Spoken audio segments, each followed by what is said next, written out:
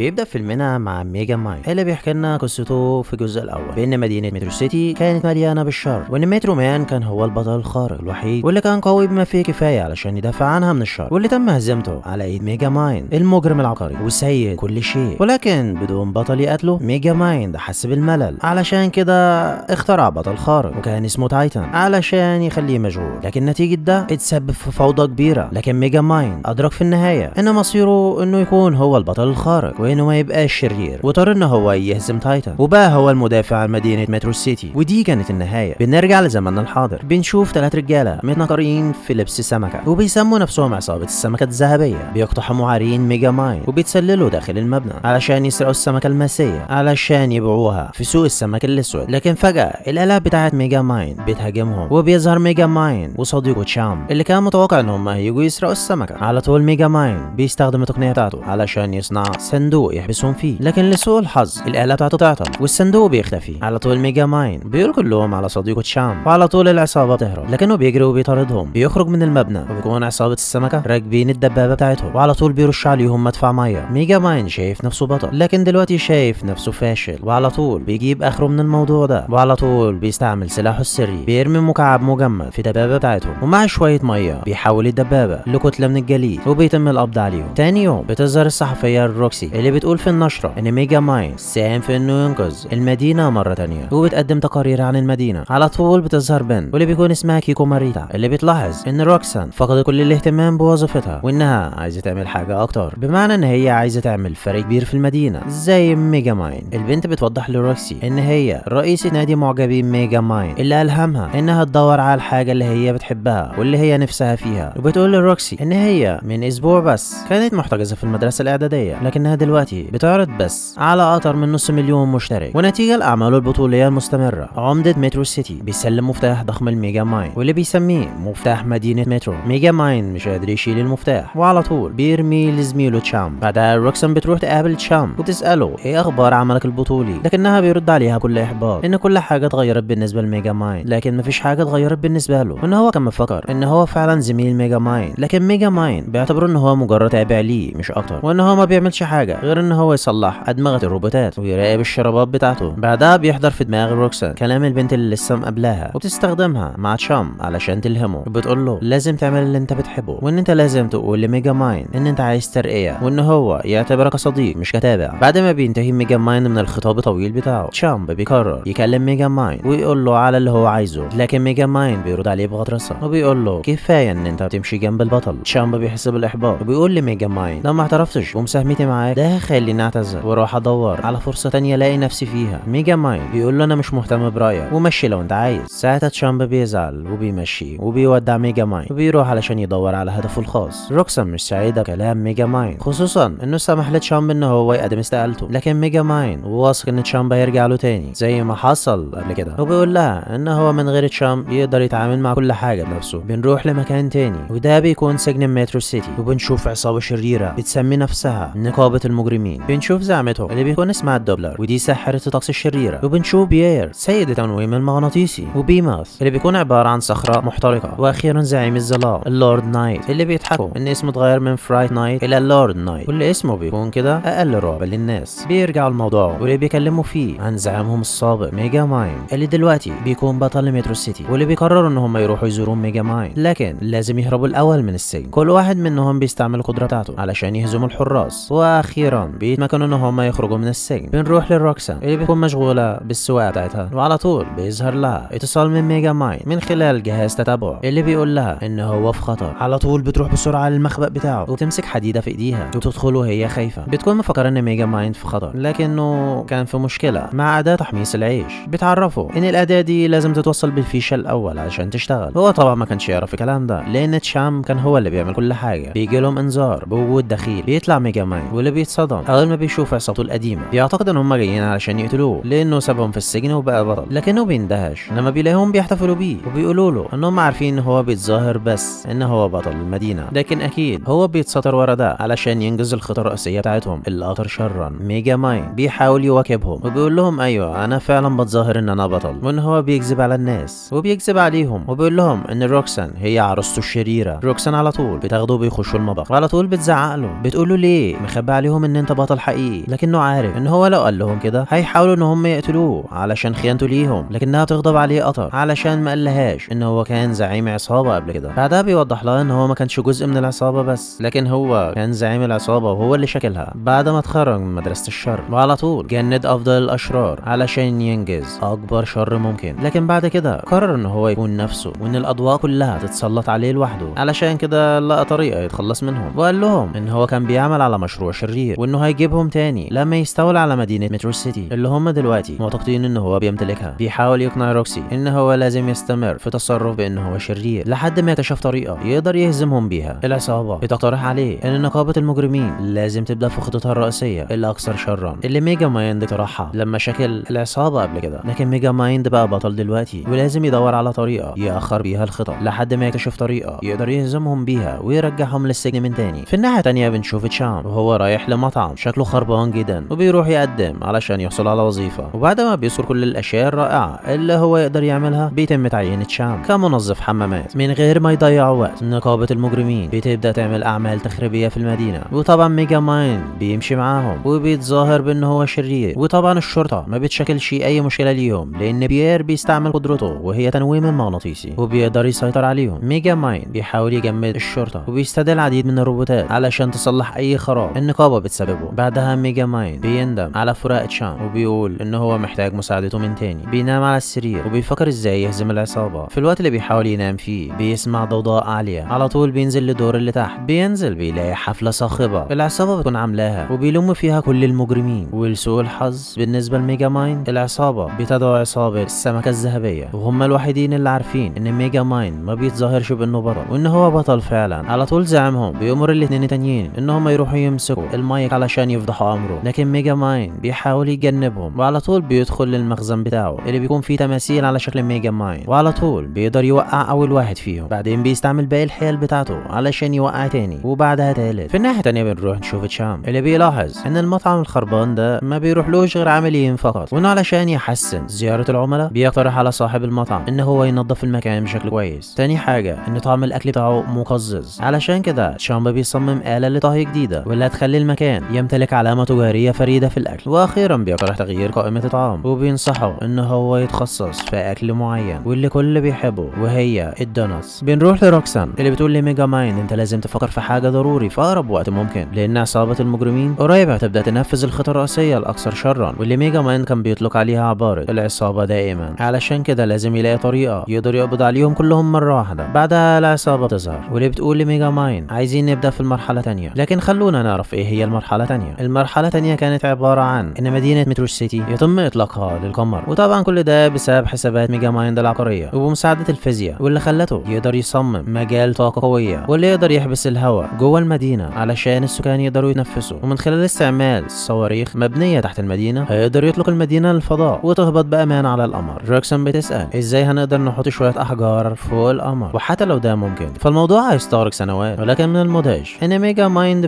فعلا زرع الصواريخ وان الموضوع ده خد منه 6 شهور بس. طبعا ميجا مايند كان هيعمل الموضوع ده لكنه بيفتكر ان هو ما عادش شرير وان هو بقى بطل المدينه، وعلى طول بيكذب على النقابه وبيقول لهم ان هو نسى الباسورد بتاع الخزنه. العصابه بتلاحظ تغيير كبير في ميجا مايند لان هم عارفين ان ميجا مايند عمره ما ينسى باسورد، وعلى طول بيهددوه بان هو لازم يلاقي طريقه علشان يطلق المدينه في نهايه اليوم، والا هم اللي هيسيطروا على المدينه بنفسهم. ميجا مايند بيحس بالياس ومش عارف يتصرف ازاي، وفي نفس الوقت مش هيقدر يسمح لهم ان هم يدمروا سيرته بانه هو بطل، لكنه مش عارف يعمل ايه. على طول روكسان بتقول له ان دي مش نهايه الموضوع وان هو مش لازم يعمل كل حاجه بنفسه، وان هي موجوده علشان تساعده، وان هو لازم يدور على تشام ولازم يلاقيه. ميجا مايند بيعترف ان هو ما كانش لازم يسيب تشام لان هو دايما كان جنبه في الامور الوحشه قبل الحلوه. ساعتها بيقرر ان هو يروح يدور عليه وان هو يعترف له ان هو بيقدره وان هو بيعتبره صديق وان هو مش مجرد تابع. بيروح للمطعم اللي شغال فيه تشام واللي بيحوله لافضل مطعم في المدينه، لدرجه ان الناس كلها بتقف صف علشان تحجز مكان. ميجا مايند بيروح مع روكسان علشان يعتذر له عن الطريقه اللي عملوا بيها اخر مره. بعدها تشام بيقدمه لرئيس المطعم وبيقول له ده رئيس جديد. رئيس المطعم بيقول له ان تشام بغير حياته وان تشام ما كفاش بان هو يطور المطعم بس، لكنه عمل وصفه سريه خلت الناس مهووسين بالاكل بتاعه. ميجا مايند شايف ان تشام في حاله كويسه وان فات الاوان ان هو يعتذر، وعلى طول بيغادر وبيقول لتشام ان هو لازم يكون سعيد. ميجا مايند بيقرر ان هو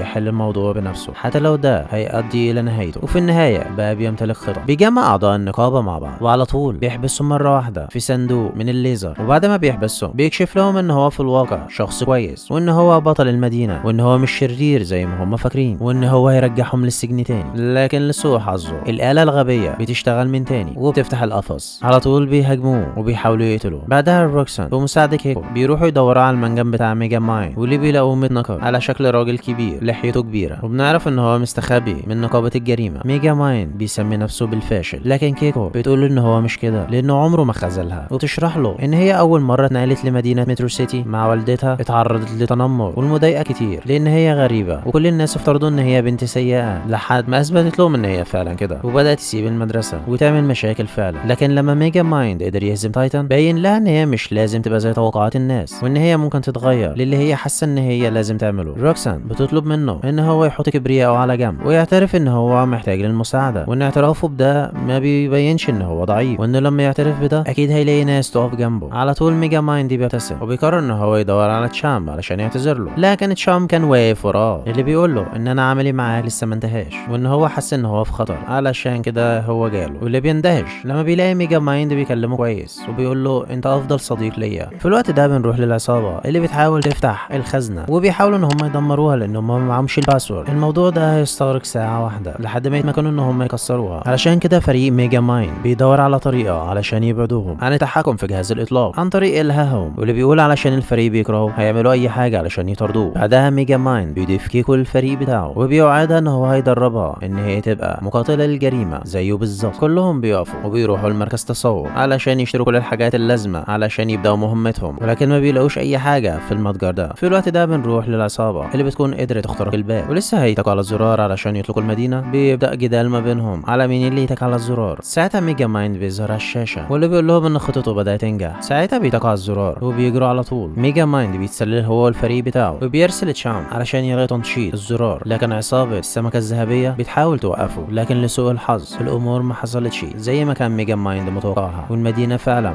بدات تطير في السماء. كل الناس بدات تحس بالذعر، لكن روكسان بتقف وسط الناس وبتحاول تهديهم. تشامبا بيقدر يتغلب على العصابه واخيرا بيقدر يعطل الزرار، لكن للاسف المدينه تهبط على الارض بشكل سريع جدا، وده اللي هيسبب دمار للمدينه. ميجا مايند والفريق بتاعه بيتمكنوا ان هم يهزموا العصابه واحد ورا تاني، وبعدها بيدخلوا لتشام علشان يشوفوا طريقه ازاي يهدوا سرعه المدينه، وبالفعل ميجا مايند بيقدر يسيطر على المدينه ويرجعها لمكانها من غير اي دمار. بعدها بينتهي الفيلم بان روكسان بيتم انتخابها كرئيسة البلديه من خلال المواطنين نفسهم، وبيرجع ميجا مايند لبطل المدينه من تاني. يا رب الملخص يكون عجبكم، تنسوش تعملوا لنا اشتراك ولايك علشان يوصل لكم كل جديد، وكل سنه وانتم طيبين.